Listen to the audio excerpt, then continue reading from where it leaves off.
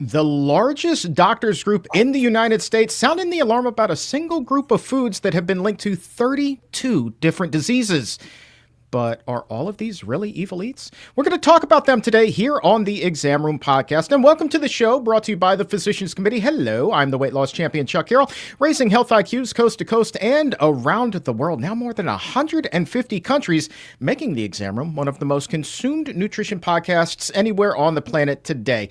And today we're talking about ultra-processed foods. You know, the American Medical Association is ramping up efforts to educate patients about what they say are dangers of ultra-processed foods. And at their recent conference, the powerful doctors group adopted a new policy aimed at explaining the differences between ultra-processed foods, the unhealthy ones, and then the foods that are healthier options, as well as highlighting the benefits of minimally processed and unprocessed foods altogether. And fresh from the AMA conference himself is a man with all the scoop in what it means for your health. He is a best-selling author and president of the Physicians Committee. With that, we welcome Dr. Neal Barnard back to the Exam Room Live. Thanks for being here, sir.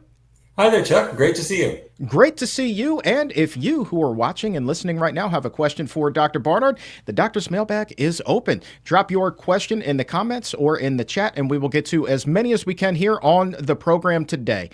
All right, Dr. Barnard, let's talk about this. Ultra-processed foods, the AMA says that they are linked to 32 unique health challenges, certainly an eyebrow-raising figure, but as I said at the top, are all ultra-processed foods truly evil eats? Well, it's such an important thing that you said there, Chuck, because lately there has been sort of a move to demonize processed foods. And the whole idea is don't worry about cholesterol, don't worry about saturated fat. The real problem is processed foods. So people would think, I guess I can eat bacon and steak, but I can't have breakfast cereal because that's processed or something like that. And that's a real mistake. But the AMA did have a resolution in front of it that was proposed. What happens is every June, the House of Delegates, of which I'm a member, part of it, representing the Medical Society of the District of Columbia, they get together and they look at new policies that they should consider. And one was to basically kind of condemn processed foods. But I'm happy to tell you that I put an amendment in saying that what we really need to do is to differentiate the ones that are healthful from the ones that are unhealthful. And the unhealthful ones are the ones that you know about. It's hot dogs and pepperoni and bacon and those kinds of things. And sodas can be in that bad category too. But in the good category are things like, say, breakfast cereals or spaghetti or something like that. Are they processed? Sure they are. Are they associated with diabetes? No, they're not. So the AMA did pass that resolution saying we need to separate the unhealthy ones from the healthy ones.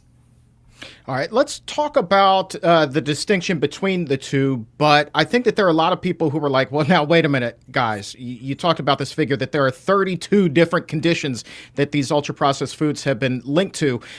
You mentioned, cholesterol being one of them. I believe maybe some heart disease was sprinkled in there. What are the biggies that we need to be on the lookout for when we're eating these unhealthy processed foods that we're going to be talking about? Okay, some pretty obvious ones, weight gain, for example, and everybody knows about the link between colorectal cancer and processed meat products. But it's not just colorectal cancer, it's breast cancer, surprisingly enough, linked also to processed meat, not to processed veggies. But other forms of cancer are also linked to that. And there are some that you would never in a million years guess could be linked to diet. Chronic obstructive pulmonary disease, lung disease. That's associated with what? Smoking, right? Or factory exhaust, that kind of thing. That affects the lungs. So do certain processed foods, especially the processed meats. And what we think it is nitroso compounds in these meats are damaging the fragile tissue of the lungs. So yeah, it's not an exaggeration to say there are dozens and dozens of conditions associated with processed foods. All right. I want to read a quote here from the AMA that's going to guide us deeper into the conversation today. This is from board member Lynn Jeffers, Dr. Lynn Jeffers. They write, more and more people are regularly consuming ultra-processed foods because they are inexpensive, readily available, and manufactured to taste good. Aren't they, though? Many people don't know that these foods are loaded with sugar, salt, and other unnatural ingredients that enhance taste but offer little to no nutritional value value and can be detrimental to their health. This, I think, is really important for us to talk about is the fact that despite the fact that the ingredients on every food in your stores, they're listed right there on the package, people still aren't aware of what it is that they're eating. So when the AMA is talking about increasing awareness of that, and educating the patients, educating the public on ingredients and what is and is not healthy. Where in the world are they going to start? This is a Herculean task, my friend. Well, and I think the AMA got it right here, because the AMA said we need to differentiate the ones that are a problem from the ones that aren't a problem. And the reason that's so important is that some of it's counterintuitive. A lot of parents want to say, well, a sugared cereal has got to be terrible for you. Or food coloring and something's got to be terrible for you. Well, there might be health issues about that. However, if you've got, say, a child you're at the Denny's or the IHOP and you're having breakfast, and choice number one is eggs and sausage, and choice number two is a bowl of cereal, even including a sweetened cereal, and you've got some soy milk that you can pour on the top. That is a good choice compared to the eggs and sausage are a terrible choice. This breakfast cereal is a good choice, even if it's processed. I'll give you another example. Let's say you're going to an Italian restaurant. You could have a big steak or some veal filled with cholesterol, filled with fat. And some people would say, well, that's not processed. Compare that to spaghetti with some tomato sauce and some garlic. The spaghetti is processed wheat. The tomato sauce is processed tomatoes. But that is a much healthier choice, and it is not linked to the disease processes that I mentioned earlier. All right. Let's take a quick peek at the chat. Lorraine right now watching in Queensland, Australia, where she says it is after 2:00 in the morning. I mean, that's a commitment to health right there. I like that. Thank you, Lorraine. I'm curious, in Australia, how are the food labels there? Are they labeled, healthy, unhealthy? There's been talk here in the United States of adopting something like a traffic light system where it's a green food, a yellow food, or a red food for extremely unhealthy. I'm curious how things lay out in Australia. And by the way, if you're watching around the world or even here in the U.S., let us know, one, where you are watching, and two, do you have these warnings on your nutrition labels? I'd just be very curious to know. Jennifer right now is wondering why, Dr. Barnard, we don't have a clear definition yet of what an ultra-processed food is. There seems to be a lot of debate about that still. Yeah, there is. And I think some of the either credit or blame for that goes to Carlos Monteiro, who is a Brazilian researcher who has been promoting sort of criticism of processed foods for a long time. And he came up with this scheme called the NOVA system. NOVA in Portuguese means new. And so they invented this NOVA system, which has 4 categories. And the unprocessed can mean, say, you've got some salad greens, you eat lettuce, you don't process it. You cook a carrot, that's unprocessed. But he also included in the unprocessed group meat or milk, because he said, well, it just came from the animal and we're just going to eat it directly. That's not processed. Maybe, but is it healthy? No, it's the opposite. So that was group number 1, was the unprocessed foods. Number 2 was processed ingredients. So that's where you have butter or oil. So it came out of something else and it's just used as an ingredient. Group number 3 was processed foods generally. And here he would say a can of green beans is processed. You'd say, how can that be? You'd say, well, you added salt or you added a preservative, so that's processed. Well, fair enough. And then the ultra processed foods, that's where he would combine sausage. Sausage was in that category, but also breakfast cereals. He said they're all ultra processed. And I think people went wild with that and they thought, oh, good heavens, all of these things are a problem. But they aren't. Researchers at Harvard in 2023 came out with a really important study where they looked at diabetes risk. And what they showed is that, yes, if you eat sausage, your risk of diabetes is higher. But if you eat ultra-processed breakfast cereals, your risk of diabetes is lower, significantly lower. And that was also true for other vegan snacks. Now, don't get me wrong. I'm not suggesting that you run out and eat Oreos and things like that. But if you're eating low-fat, plant-based foods, even with processing, they are not associated with diabetes. They're not associated with weight gain. All right, along those same lines, Bethany has a question. You were talking about the different grouping there. Bethany wondering specifically about eggs, which again are considered unprocessed, versus something like tofu, which is a processed food, but it is plant based. Can you talk about eggs here specifically? Sure. You could say, all right, so that egg is unprocessed. You didn't do anything to it. You just cracked it open and you ate it. Well, wait, stop. I am going to say something a little controversial, but which is true, which is that egg is one of the most processed foods ever the minute it was laid by the chicken. Here's what I mean. Chickens are on the farm. You're feeding them corn. The corn was the unprocessed food. It went into the chicken's body, and the farmer is using that chicken's body as a machine to turn the feed grains, like corn, through the enzymatic changes in the chicken's body to create an egg. The chicken's body manufactures cholesterol that goes into the egg. The chicken's body transforms the fats from the corn into higher saturated fats that go into the egg. The chicken's body will take the healthy amino acids from corn, rearrange them into animal proteins that are are associated with higher mortality than plant proteins, and out pops the egg. And somebody naively will say, "Well, I guess it's unprocessed." What they're missing is that the chicken was used as a machine to process feed grains into foods that have higher economic value. And cows are used as a machine to turn feed grains into milk or into beef.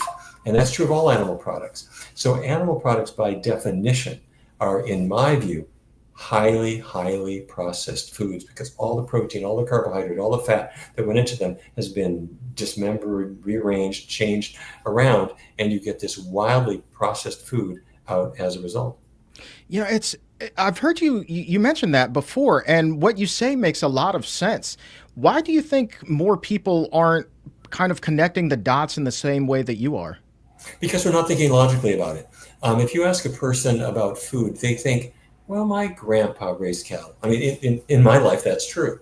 And you think, wait a minute, he didn't have a factory or anything. He just fed them corn and slaughtered them and got these products. We think in sort of folksy ways about food rather than thinking a little bit more clearly about the use of animals as food modifying machines. All right. Ronnie in the chat says, eat organic, free range chicken and eggs, no feed fed. Free range, organic, all of that stuff. Does that really make a difference in terms of what we're talking about here? No, not at all. And the reason we know that is first of all, that chicken's body, whatever goes into that chicken is being modified. Um, well, secondly, chickens are often labeled free range. By the way, I hate to sound like a downer, but the food industry is extremely deceptive. They will say cage-free eggs.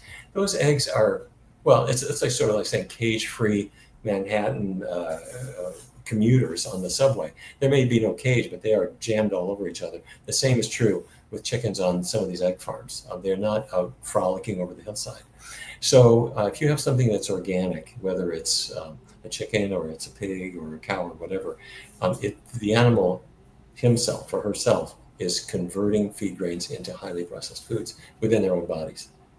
Certainly not a problem here limited to just the U.S. We have Glenn right now checking in from England. We have Sylvie who's watching up in Canada. We have Lucky Linda in California. So we got people tuned in from all around the world. Again, when we're talking about the way that the animal agriculture industry works, that's a global issue, is it not? It's a global issue and it's getting worse and worse and worse. And in some ways, one of the worst ones is fish. Fish farming has now overtaken wild caught farm fishing in fish production, and they are just like in a pig farm or a chicken farm, crowded together. Antibiotics and other products are used on them. Their feces get all over each other. They're covered with ectoparasites in certain cases.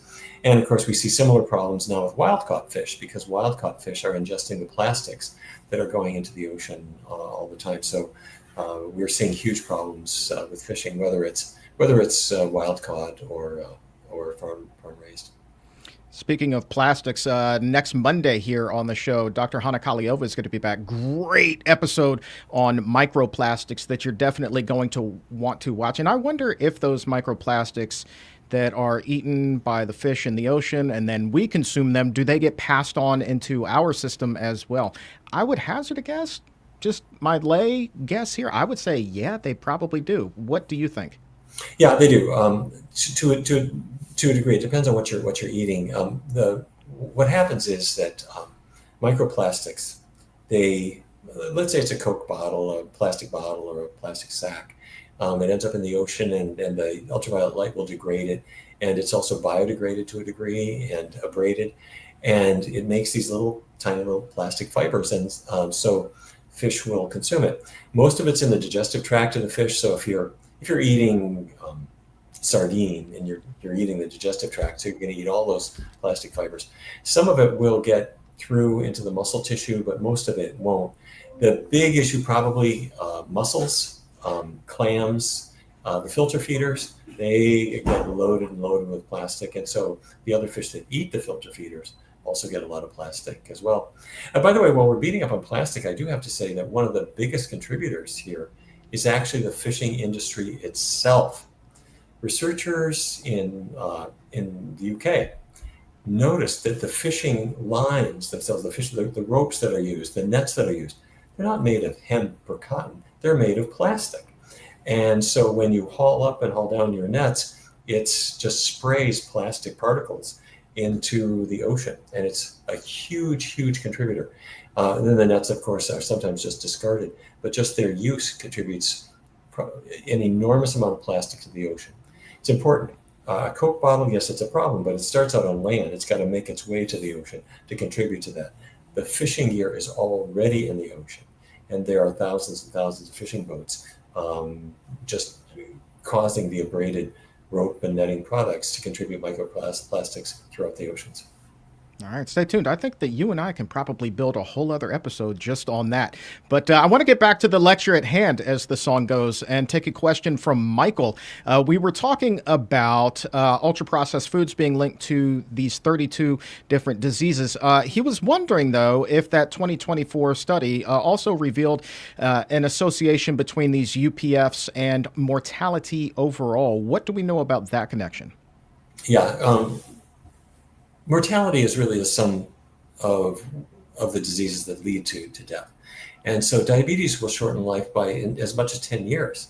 Cardiovascular disease does the same, chronic obstructive pulmonary disease does the same thing, and so does cancer. So mortality is strongly affected by these things. And again, more by certain foods than others. The worst is perhaps the ultra-processed meats, but meat itself, even when not further processed, just hunk of roast beef, also contributes to diabetes risk. Okay, and how do these ultra-processed foods affect inflammation? I know that that is also a contributor for a lot of those diseases you were just talking about as well. That's a question from Amanda. Yeah, it's a great question. They are pro-inflammatory, and we think of inflammation, okay, that's why my joints hurt.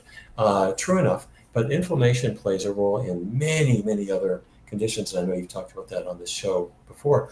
One of the perhaps most surprising ones is mood regulation. What we have learned is that inflammatory compounds, they're coming out of the white blood cells, are reacting to things that you've eaten, and the white blood cells are making inflammatory compounds. They go to the brain, and they can affect the natural chemical balance in the brain, leading to lower mood, depression, and perhaps even contributing to dementia as time goes on. So the point being that when we eat healthful foods, fruits and grains and vegetables and legumes, these foods are strongly anti-inflammatory, which has a physical benefit, but it might also have a cognitive and a mental benefit as well. Yeah, that's interesting. Stephanie was wondering specifically about depression and anxiety in terms of these processed foods. I believe that there's also been research looking at mental health on people who have a really meat-heavy diet compared to those who eat a more plant-based diet. And there definitely appeared to be a correlation there, in addition to, as we're talking about today, with these ultra-processed foods. Yeah, there have been a number of studies, some of them small, some of them larger, but we looked at this ourselves.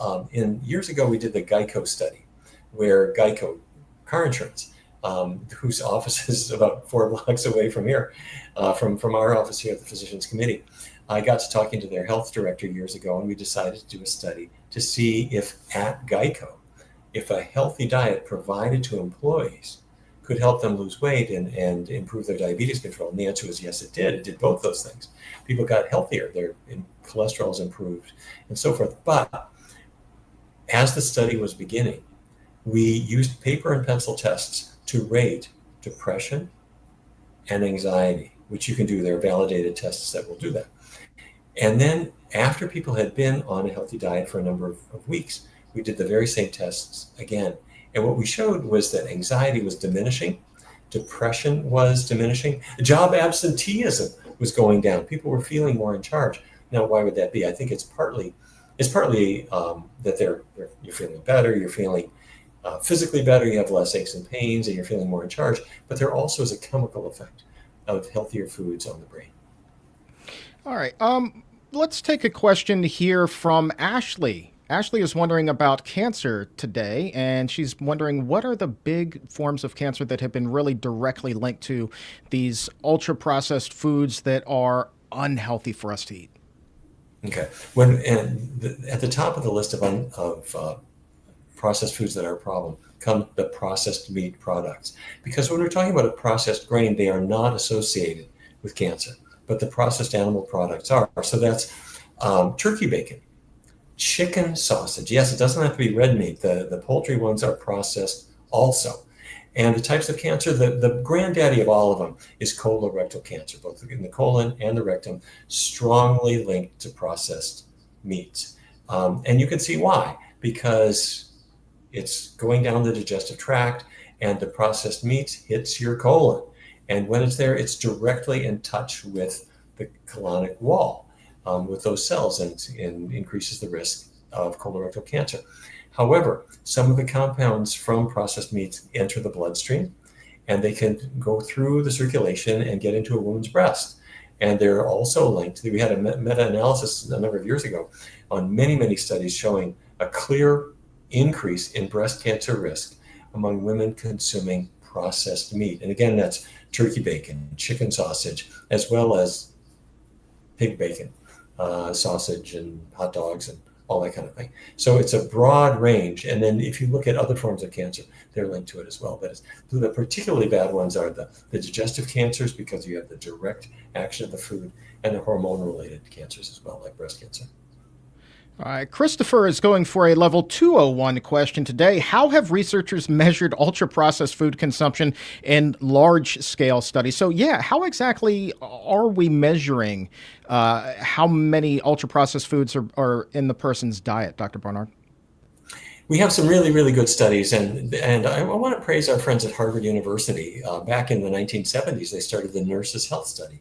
They brought in a huge number of female nurses and tracked their health as the years went by. 10 years later, they began the Health Professionals Follow-Up Study. These were men, so they were dentists and pharmacists and so forth. And then they started the Physicians' Health Study. And these are large cohorts of people where they've tracked them year after year after year, but they don't just track their health, they do track their diet. And the way they do it is every number of years, say 4-year intervals or whatever it may be, they find out what they're eating. How often are you eating bacon, sausage? How often are you eating spinach, carrots, sweet potatoes? And this information ends up being able to be correlated, where you can look at connections between what you're eating and the health output. And because this has been going on for such a long period of time, we can now look at things that they might not have even dreamed of at the beginning. You can look at dementia.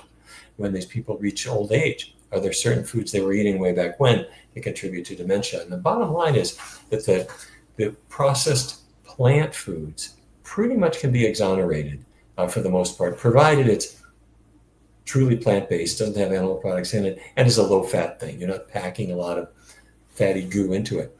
The animal derived processed foods are the bigger problem.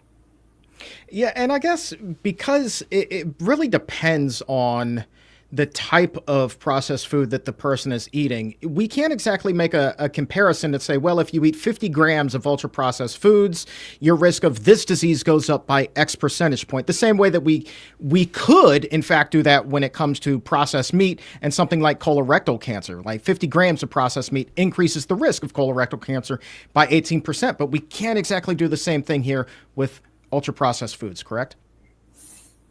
Absolutely correct. You're 100% right on that. And that is so important because you'll sometimes see the headline that says, okay, ultra processed foods are associated with cancer or something like that. And if you eat X grams of ultra processed foods or X servings, here's the number. They're really making a mistake because they're combining foods that reduce the risk along with foods that would increase the risk. I want to say hi to Judy right now, who is watching in Seattle. Thanks, Judy. I hope it's a sunshiny day out there for you. I also want to say hi to the Herban Pharmacy for being here. I love her. She's so much fun. I want to take a question from Melissa right now, Dr. Barnard. Melissa's got a great question about additives that are in a lot of these ultra processed foods, and it really can draw a distinction between is this a healthy one or an unhealthy one? What role do these additives like emulsifiers and artificial sweeteners in ultra processed foods play in damaging gut health in particular? I think it's important to recognize that we tend to take sort of a folksy and subjective attitude that if I can't pronounce something, it's going to be a problem for me. So if a person doesn't know what beta carotene is and they can't pronounce it, they think it's a chemical that came from Pittsburgh. Well, beta carotene is just the orange color of a carrot. The carrot made it. And it's also in sweet potatoes. So I don't want us to think that just because a food has a chemical name that it's a problem. I don't think it is. And the reason this is important is that people will say, well, I've got carrageenan in a food or I've got sodium benzoate in a food. Is that a real issue? And the meat industry loves that discussion because they will say, that's not in meat, go ahead and just eat meat. And in fact, Senator Marshall from, I believe it's from Kansas, came out saying, there's nothing wrong with red meat. The problem is processed meat. Don't eat the processed meat. Eat all the rest.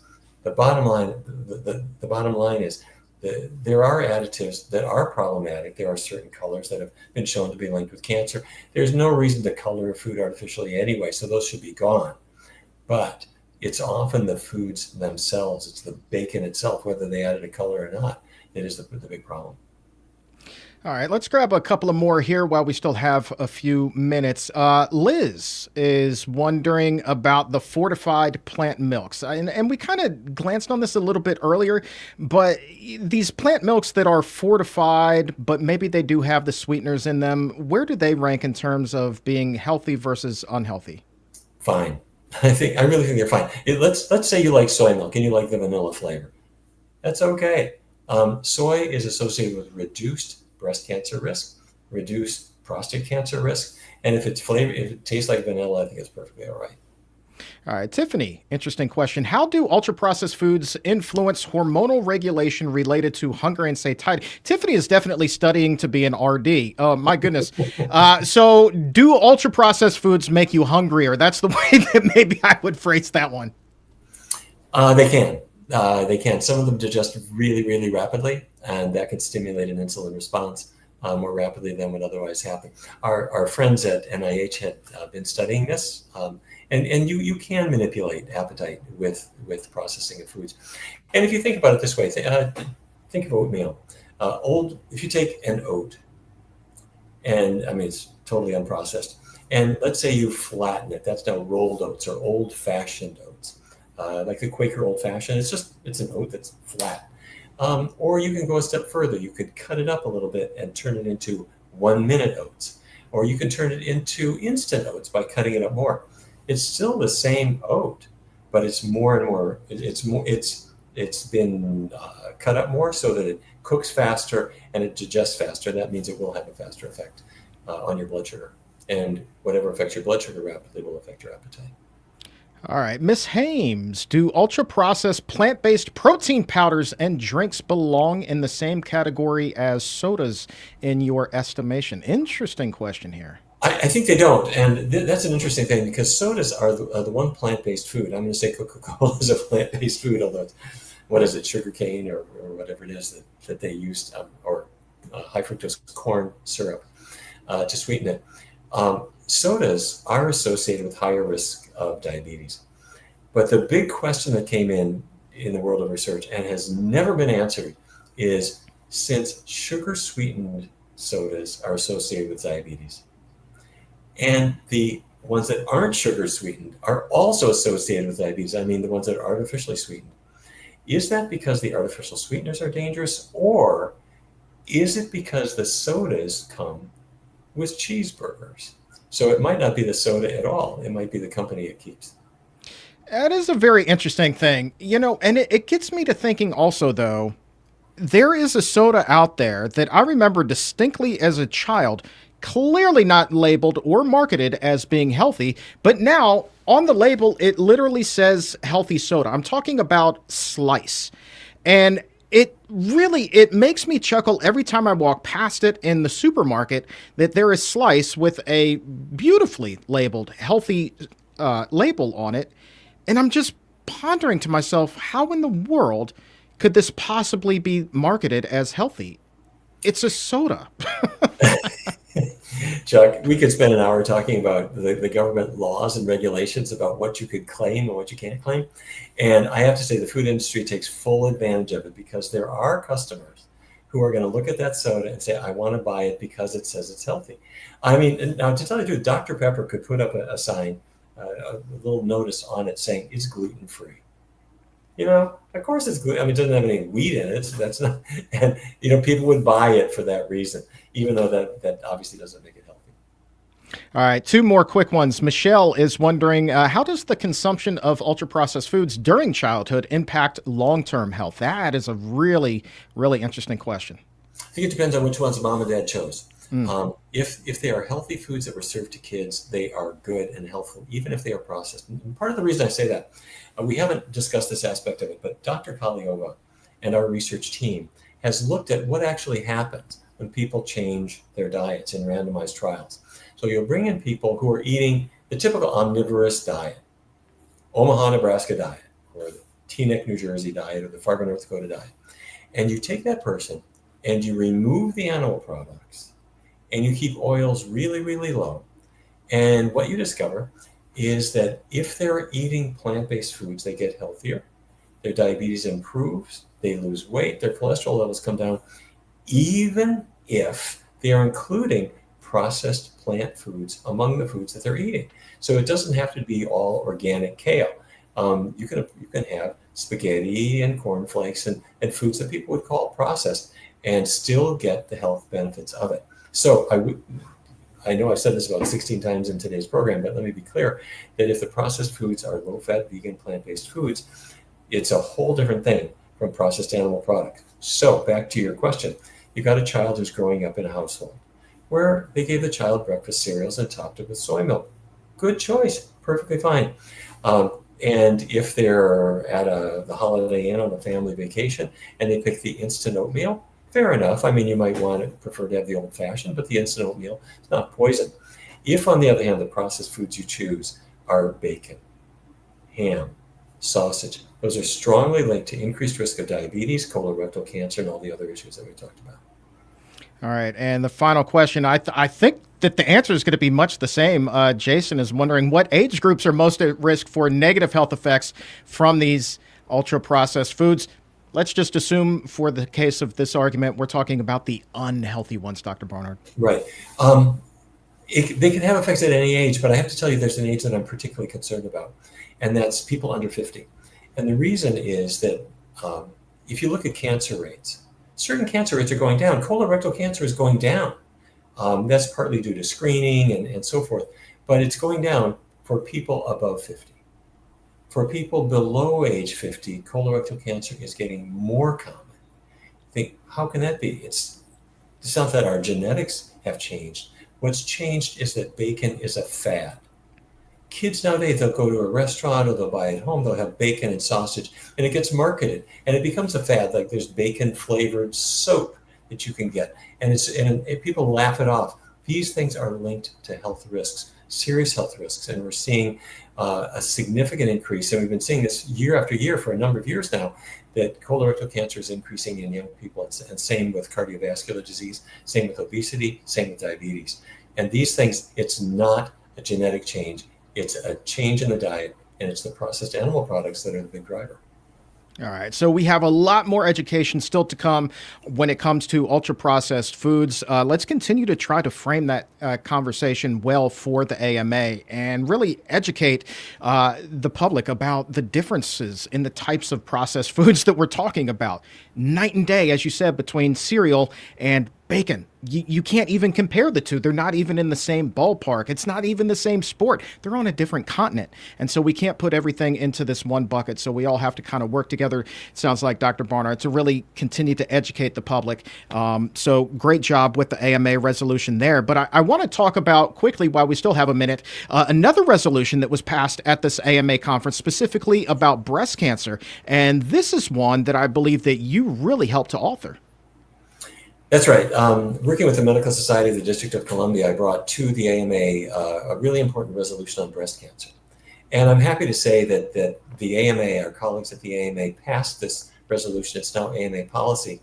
And it's saying that our AMA supports efforts to educate the public on things that they can do in their life, lifestyle changes that will reduce the risk of developing breast cancer. And those will include a plant-based diet, regular physical activity, minimizing or avoiding alcohol, getting your weight down to as close to a healthy weight as you possibly can. The AMA now says that doctors should be talking with their patients about all these things. And that's so important because you may remember, Chuck, late last year we did a study on, we did a poll with Morning Consult, the polling company that works with Politico and others. And we asked women, are you aware of any dietary steps that will reduce your risk of breast cancer? And only 28% of women could think of anything. And so we've got a long ways to go to educate women. But the good news is that we now have more support than ever for getting the message out. Oh, man, that number always sticks out to me. Only 28% of women realized that there was a dietary connection there. And certainly that leaves a lot, as you said, a lot of room for improvement. And I think that that's also why, our Let's Beat Breast Cancer campaign is so critical every year, because it puts the focus on that dietary component and the other three pillars, or our prongs, as we like to say, as well. But that dietary component, I mean, that's where it begins. It's so huge. Exactly, and when we're talking about, say, the healing power of plant-based foods, they really need to be promoted far and wide. You see, unfortunately, nowadays there's a huge marketing of animal products, processed animal products, as we were talking about earlier, to the Hispanic community, to the Black community, to Native American communities, and we are seeing just a shameful kind of disparity in cancer statistics. A Black woman is somewhat less likely to develop breast cancer compared to her white counterparts, but she's 38% more likely to die of it. And this is not genetics for the most part. These are things that we can have some control over. Now, I'm not saying there could never be a genetic component. There are genes that affect breast cancer risk, but the dietary component is huge. And so to the extent that we can bring knowledge to bear to every group that needs it, to every family, to every individual, to every man, to every woman, to everybody, so that they can put this information to use. We can not just tackle those disparities, because my goal isn't to just have every race die at the same rate. We want to not only tackle disparities, but we want to tackle the things that are killing people in general, so that we get that death rate down to zero. I like where your head's at. And I know Dr. Christy Funk, who is one of our leaders for the Let's Beat Breast Cancer campaign, talks a lot about that and just how many of these cases are preventable. So let's go ahead and educate the public. What I want for the exam roomies who are watching right now to do is kind of change the narrative a little bit in the chat. And I think maybe somebody who's watching or listening to this right now might be thinking, well, I don't even know where to start when it comes to eating healthy. So for those of us who are watching and listening, already have that high health IQ that really love to raise it here with us on the show, post in the chat, what's something healthy that you ate today that you think is going to help reduce your risk of cancer, of chronic diseases? What's something that you put on your plate and you look forward to fueling your body with and nourishing the right way so that you can take that risk of chronic disease way, way down? I would just love to get some ideas in the chat so we can kind of crowdsource this healthy information, because how many times, Dr. Barnard, do you get asked the question, where do I even start? People just don't know. Right. People need information. They need to know the simple things, which you would have guessed. Fruits and vegetables help reduce the risk of breast cancer. But one that people mix up is soy products. Soy products reduce the risk of breast cancer also. Let me say that one more time. The more soy products you have, tofu, soy milk, even soy-based meat analogs, soy-based foods are associated with a significant reduction in the risk of breast cancer. Same for prostate cancer. The reason I emphasize that in that way is that a lot of people had this urban myth that soy would cause cancer. It does not. Soy products are associated with reduced risk. And while we're at it, food isn't everything. Lace up your sneakers.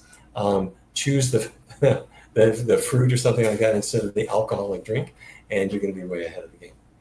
Absolutely. I love that. Go out there for a walk. Burn off your lunch if you're eating it. Man, we got a lot of great ideas already in the chat. Steven, bananas, edamame, whole bread, and just a smidge of peanut butter, he says. So Mindful says fruit loaded with oatmeal and a side of watermelon. Super tasty, they say. Here we go. Cruciferous route, asparagus and cabbage from Anjay. Very good. Colleen, lots of greens. Sherry, huge salad of bok choy and microgreens along with oatmeal, blueberries, and strawberries. And speaking of which, I don't know if there's any studies, Dr. Barnard, on the specific or precise amount of strawberries that one can eat to improve their health, but No True Flags says 1.49 pounds of strawberries is what they had to eat today. 1.49 pounds. I'm sure that that's got some good benefit there. 1.49 pounds. Are we able to quantify the amount of good that comes from that? You know, it's a funny thing. You said no. The short answer is you can't. But the reason that's really important is years ago there was a study called the Women's Healthy Eating and Living Study, the WELL study. And what they did is they asked if you had 8 servings of vegetables and fruits, would that reduce the risk of mortality in women already diagnosed with breast cancer? And they tried to compare that with 5 a day. And they thought, oh, 8's got to be better than 5. End of the day, 5 is a lot, 8 is a lot. If you have an abundance of these things, it's going to help you. Oh man, you guys, so many great foods in the chat right now. So many great ideas. Purple yams, we have beans, we have so many things. So if you are looking for a place to start, I say a great place to start is actually looking for some ideas here in the chat. And I'll tell you what, Dr. Barnard, this has been a great show. And it's been a fun one that's been powered by the Gregory J. Ryder Memorial Fund, who supports organizations just like ours that carry on the love that Greg had for animals by promoting plant-based health and working to end animal abuse, while also emphasizing programs that promote systemic change and also help us human beings. One world, everybody. And you can learn more about the Gregory J. Ryder Memorial Fund right now on their website, Gregory J. Ryder Memorial Fund at gregoryryderfund.org. That's Gregory Ryder. I'll spell it out for you, REITER fund.org. Sign up for the newsletter, learn about everything that Allison and the crew there have going on. Again, we talk about it every time we do these live shows together, Dr. Barnard. The amount of good that Allison does is second to none. I remember first meeting Allison and Greg so many years ago. They were such wonderful people. Greg had such a fabulous spirit, such a kind spirit, and Allison has carried that forward so beautifully. Amen to that. And the foods keep coming in the chat, by the way. But we don't have time to run down them all because we got to go live our lives. But I appreciate you being here today, Dr. Barnard, to raise our health IQs. Much obliged, my friend. Right back at you, Chuck. Thank you. And if you guys feel like you have raised your health IQ by a point or two today, go ahead. Like us on Facebook, follow us on Instagram. Also, hop over to Apple Podcasts, Spotify, wherever it is that you get your shows, and leave a 5-star rating and a nice review. That is how we continue to spread this healthy message around the world. I also want to say thank you to the crew behind the scenes for making the magic happen, and to you, exam roomies, for asking such wonderful questions and coming up with so many phenomenal foods for us today in the chat. Cancer-fighting foods, man, you guys are the best. I'm going to crowdsource a lot more information from you. Man, you guys rock. So for everybody here at the Physicians Committee, I am the weight loss champion, Chuck Carroll. We will talk to you again very soon. But until then, keep it plant-based.